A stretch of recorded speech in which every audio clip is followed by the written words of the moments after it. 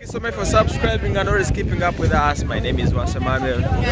I had a visit at Ggaba landing site, one of the biggest landing sites we are having in Uganda. I've just enjoyed some fish, some sceneries.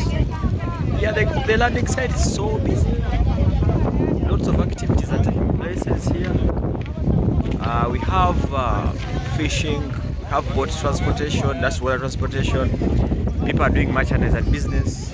The other side I'm seeing there is sand mining.